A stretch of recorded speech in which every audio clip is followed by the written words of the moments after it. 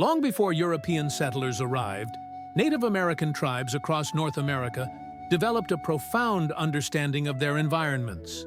For many indigenous peoples, winter wasn't just something to endure.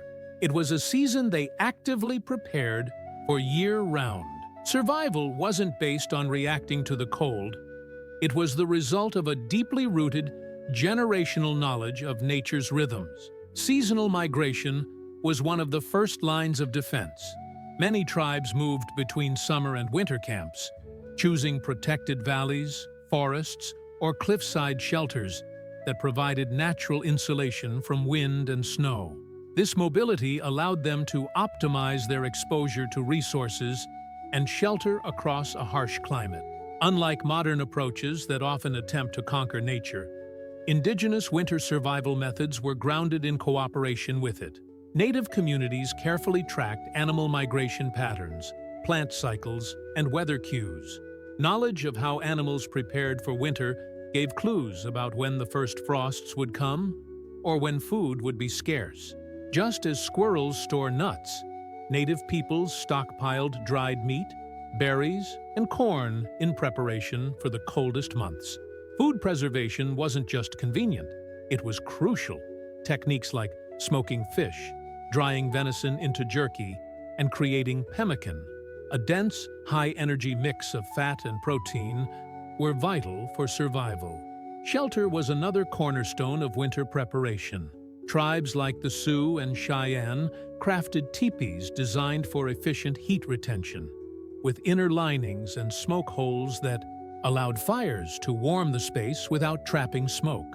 Meanwhile, the Iroquois built longhouses with thick bark walls and communal fires that could heat entire families through bitter nights.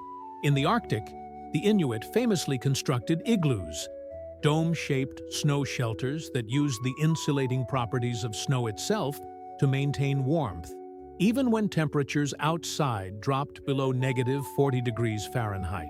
These structures weren't just functional, they reflected centuries of design refinement, tailored to specific environmental needs. Crucially, survival wasn't just physical, it was cultural. Winter was a time of storytelling, crafting, and knowledge transmission. During the long, dark nights, elders would teach younger generations the songs, stories, and practical wisdom that sustained their people.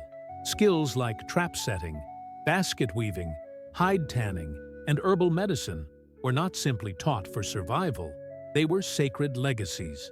In this way, the cold months weren't only a test of endurance, they were a time to strengthen cultural bonds, pass on history, and honor the relationship between people and the land. The coming parts will explore how these skills played out in food, clothing, fire, medicine, and more. Winter survival for Native American communities began months before the first snowfall. Food preservation was central to this effort, and indigenous peoples had mastered a variety of techniques to keep nourishment available during times of scarcity. Drying meat was among the most widely used methods. Strips of bison, deer, elk, or fish were hung on wooden racks and air-dried or smoked over low fires. The resulting jerky could last for months, lightweight and high in protein. In colder regions, fish like salmon were filleted and dried in sun or smokehouses, while some tribes buried food in permafrost or cool underground pits to maintain freshness. Pemmican was one of the most remarkable cold-weather food inventions. Made by mixing powdered dried meat with rendered animal fat and often berries like chokecherry or saskatoon, pemmican was an ultra-calorie-dense food that could sustain individuals through the harshest conditions. Portable and long-lasting, it was used by many northern tribes like the Cree and Ojibwe, and later adopted by fur traders and explorers. This blend of protein, fat, and vitamins was ahead of its time.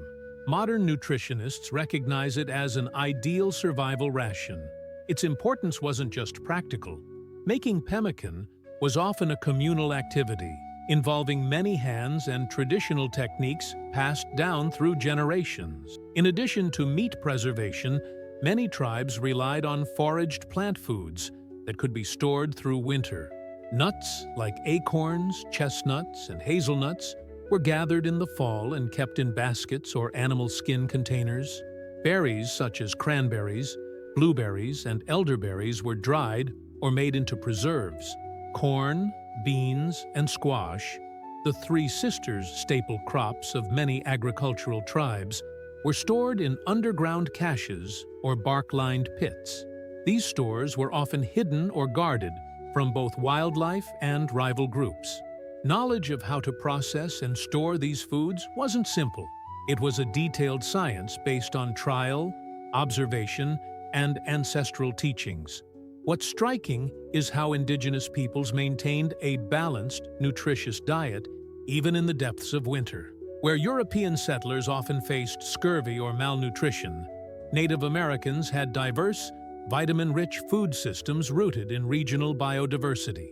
They understood the importance of dietary variety and nutritional preservation long before science explained vitamins. This self-sufficiency was built not on luck, but on systems of knowledge that tracked seasons, plant life cycles, and animal behaviors. Winter didn't mean starvation. It was a time when those who planned with care, preserved with skill, and harvested with wisdom thrived. When temperatures dropped and icy winds howled, Native American peoples didn't just survive. They adapted with brilliance. Their winter clothing wasn't merely warm, it was engineered from nature itself. Using furs, hides, and natural fibers, they crafted garments suited perfectly for their environment. Among plains tribes like the Lakota or Blackfoot, buffalo hides were invaluable. The winter coats of bison were thick, dense, and insulating, ideal for shielding against blizzards and freezing temperatures. These hides were tanned using traditional methods that preserved the fur and made them soft, supple, and water-resistant. Buffalo robes, leggings, and mittens formed layers of armor against the cold. In the far north, the Inuit and other Arctic peoples took winter clothing to the next level. They developed sophisticated parkas made from caribou hide, a material known for its exceptional warmth-to-weight ratio. The fur was worn on the inside to trap body heat and on the outside to repel snow. These parkas often had large hoods trimmed with wolverine, or wolf fur, which doesn't retain moisture and helped keep frost from forming near the face. Clothing was layered, often with an inner and outer parka, and sealed tightly to prevent heat loss. Even the stitching was intentional, made with sinew instead of thread, to prevent moisture from soaking in and freezing. In woodlands and forested regions, tribes like the Iroquois or Abenaki made use of deer hides to create moccasins, leggings, and tunics. These items were sometimes lined with rabbit fur or stuffed with dried grasses for added insulation. Moccasins weren't just shoes.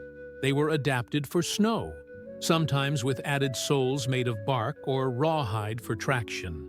Snowshoes were also crucial innovations. Designed in a variety of shapes depending on the terrain, snowshoes distributed body weight to allow people to walk on deep snow, hunt, and travel through otherwise inaccessible terrain. These shoes were often made from wooden frames and animal sinew webbing, showcasing both ingenuity and deep environmental understanding. Winter clothing was more than function. It was art, identity, and tradition. Designs were often painted, beaded, or adorned with meaningful symbols. The process of creating winter attire was a collective effort, involving hunters, tanners, seamstresses, and artists. Children were taught early how to sew, repair, and care for their garments. Nothing was wasted. Every scrap of hide, every piece of sinew, every strip of fur had purpose. This mindset of respect for the animal and resourcefulness with every material was a spiritual and practical philosophy that turned the challenge of winter into a canvas for resilience, beauty, and survival. When facing sub-zero temperatures, snowdrifts, and biting winds, shelter wasn't optional, it was survival. Native American groups across North America developed housing uniquely suited to their specific climates and ecosystems. Far from primitive, These winter shelters were the result of centuries of experimentation, observation, and adaptation. In the Arctic, the Inuit famously built igloos, domes of tightly packed snow that offered surprising warmth. Snow, while cold, is an excellent insulator due to the air trapped in its crystalline structure. Inside an igloo, temperatures could rise from -40 degrees Fahrenheit outside to a livable 20 to 60 degrees Fahrenheit inside, purely from body heat and oil lamps. These structures were built in a spiral pattern, without mortar or fasteners, and could be completed in a matter of hours by experienced hands. In forested regions, tribes like the Ojibwe, Cree, and Algonquin constructed wigwams, or longhouses, using bent saplings, bark, woven mats, and hides. These semi-permanent structures were often insulated with layers of bark or moss and banked with snow to seal out the wind. Fires were built inside, with smoke holes in the roof and stone or clay-lined hearths to retain heat. Hides were used as doors or inner linings, creating barriers between the cold outer air and the warm interior. Floors were often layered with evergreen boughs and animal skins to reduce heat loss from the ground. Multiple families might live in one structure, pooling warmth and labor during the toughest months. On the Great Plains, where wood was scarce, some tribes like the Mandan built sinfin, earth lodges, massive domed homes made from logs, branches, and a thick layer of packed earth. The earth provided outstanding insulation. These homes stayed cool in summer and warm in winter, with a central fire pit and a smoke vent at the top. Thick doors, often made from buffalo hide or heavy wood, helped retain interior heat. The circular design and low profile resisted wind, and families stored food and supplies inside, protected from the elements. Snow could even be used to further insulate the outside walls during blizzards, making these homes remarkably stable and cozy. Shelter building was not just about protection, it was about community. Everyone had a role. Children gathered kindling, elders instructed, and adults raised the frames or gathered bark. Building a winter home was also a spiritual act, connecting the people to the land. Placement of the door, orientation toward sunrise, and use of symbolic designs all carried meaning. These structures didn't just provide warmth, they told stories, bound families together, and reflected the wisdom of cultures that understood how to live with nature, not against it. In today's world of concrete and insulation, we often forget that warmth once came not from technology, but from harmony with the earth. Keeping warm through long, bitter winters required more than shelter. It demanded constant, careful fire maintenance and creative fuel use.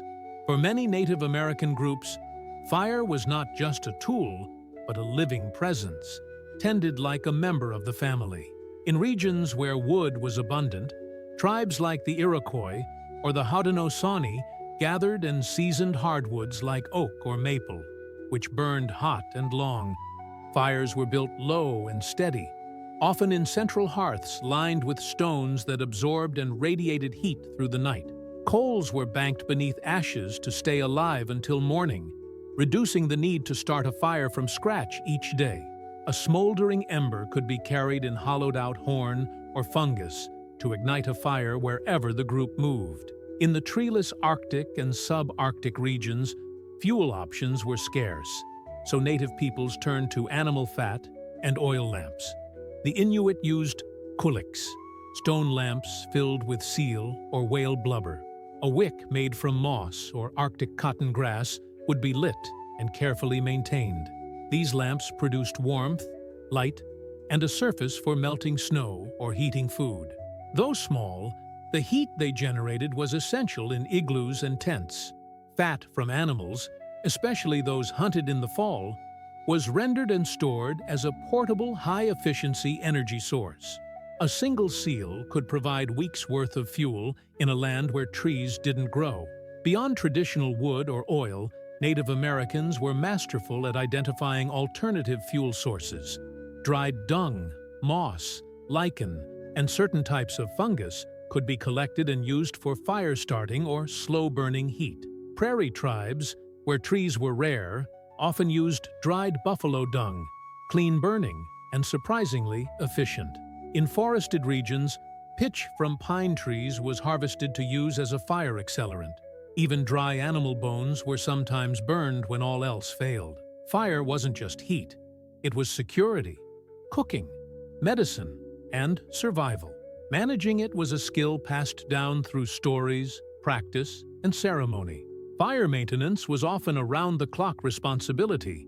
It wasn't unusual for family members to take turns during the night, feeding the fire or checking the coals. Special songs or prayers were whispered when lighting a new fire, showing reverence for its power. In many cultures, the hearth was sacred. It was the center of the home, the source of life in the dead of winter.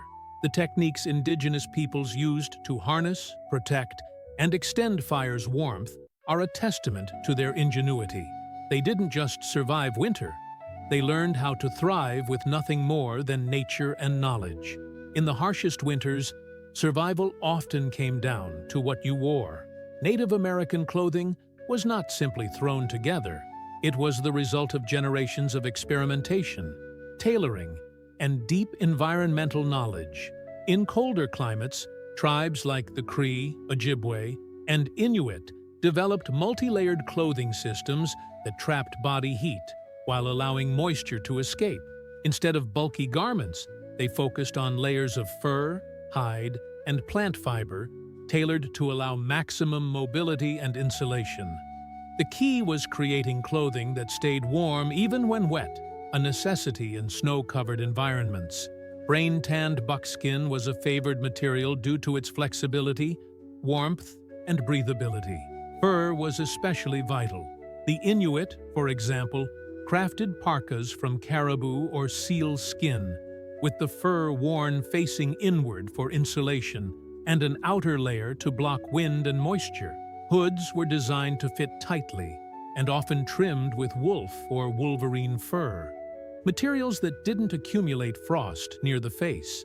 Double-layered boots made from animal hides, filled with moss or dried grass, kept feet warm and dry for long treks across frozen terrain. Mittens, not gloves, were preferred because they trapped warmth more effectively by keeping fingers together. Everything was hand-sewn using sinew, animal tendon known for its strength and resistance to cold. Design mattered as much as material. Clothing was often custom-fitted to prevent drafts, and garments were decorated not just for beauty, but for function. Beading and quill work were placed along seams to reinforce stitching. Patterns could indicate family lineage or tribal identity, but they also reflected the maker's deep understanding of construction. The use of layering, vented hoods, and snug closures reveals an advanced comprehension of thermal regulation. Long before such terms existed, even infants were bundled in soft hides and placed in cradleboards lined with fur and moss for warmth and sanitation. Winter clothing wasn't merely utilitarian. It carried cultural and spiritual meaning. Each item, from moccasins to robes, was a product of time, effort, and prayer.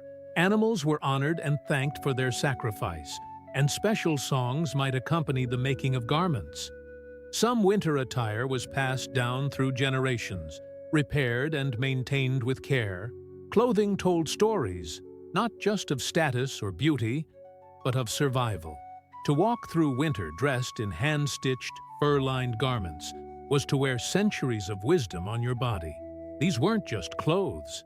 They were shields against nature, crafted with a mastery modern designers still struggle to match. Winter may seem like a time of scarcity, but Native American tribes knew it as a season that demanded strategic adaptation and patient resilience. Hunting didn't stop. It changed. With large animals migrating or burrowing, winter hunts required different tools, tracking methods, and timing. Many tribes followed seasonal animal patterns, targeting creatures like elk, moose, beaver, or caribou that remained active. Snowshoes were crucial inventions, dispersing body weight over soft snow so hunters could move without sinking. These were often made from wooden frames and rawhide lacings, adjusted for terrain and snow conditions. Tracks in the snow became vital indicators of animal movement. Native hunters could read the forest floor like a book, identifying species, size, gait, and how recently they passed. Silent stalking was easier in snow-covered forests, where sound was muffled and movement slowed.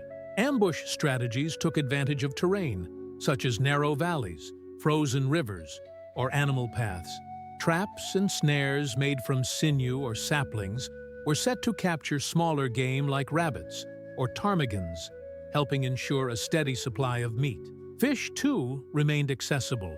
In some regions, tribes cut holes in ice-covered lakes and used spears, hooks, or nets to catch winter fish like trout or whitefish. Preserved food stocks played a crucial role in winter survival. Many indigenous groups spent the warmer months drying meat into jerky, smoking fish, or creating energy-dense foods like pemmican, a mix of dried meat, rendered fat, and berries that could last for months without spoiling. Roots, seeds, corn, and nuts were stored in underground pits or bark-lined caches to protect them from freezing temperatures and scavengers. Dried berries and herbs added vital vitamins and flavor to otherwise lean winter meals. These stores weren't just emergency backups. They were central to winter nutrition, planned and accumulated with care throughout the year. Food wasn't merely fuel, it was medicine, culture, and community. Storytelling often accompanied winter meals, reinforcing traditions and passing down hunting knowledge to younger generations. Elders might recount the proper way to skin an animal, when to plant caches, or which herbs prevented winter sickness. Meals were often communal, with shared effort and shared reward, strengthening social bonds in the dark months. The ability to hunt, trap, preserve, and share food in winter wasn't only about skill, it was a collective inheritance, a testament to the ingenuity and unity that defined indigenous survival strategies in the coldest, most unforgiving times of the year. What truly ensured Native American survival through harsh winters wasn't just tools or shelters. It was the deep, generational knowledge passed from elders to youth. Oral tradition served as both education and preservation. Stories, songs, and rituals encoded survival techniques, how to track animals in snow, where to find winter berries, when to expect storms, and how to construct emergency shelters. Children didn't learn survival from books. They learned by watching, helping, and eventually doing. A young person might spend years learning to identify edible roots beneath snow or how to interpret the sky before a blizzard. This hands-on mentorship ensured no knowledge was lost and no one entered winter unprepared. Spiritual and cultural practices also played a profound role in how winter was understood and survived. Many tribes viewed winter not only as a challenge, but as a sacred time for reflection, storytelling, and renewal. Ceremonies honoring the spirits of animals taken in the hunt reaffirmed the balance between human survival and nature's generosity. Winter dances, chants, and offerings kept traditions alive and gave people a psychological and emotional anchor during the long, dark months. These rituals strengthened identity and cohesion, key ingredients for enduring physical hardship. Community cooperation was the foundation of winter resilience. Tasks were distributed wisely. Skilled hunters tracked game, elders cared for children and passed on wisdom, women maintained food supplies and crafted garments, while others tended fires and watched for changes in weather. No one survived alone. Entire bands or villages pooled labor, knowledge, and resources to withstand snowstorms and shortages. Intertribal trade routes often stayed open even in snow, bringing essential materials like flint, herbs, or preserved fish. The idea of rugged individualism didn't apply here. Survival was a communal act, and strength was found in unity. Today, much of this wisdom has faded from mainstream memory, but traces remain in indigenous communities that continue to preserve and practice ancestral knowledge. Winter survival wasn't just a necessity, it was an art shaped by observation, adaptation, and respect for the land. As we face modern climate challenges, there is profound relevance in how Native peoples lived,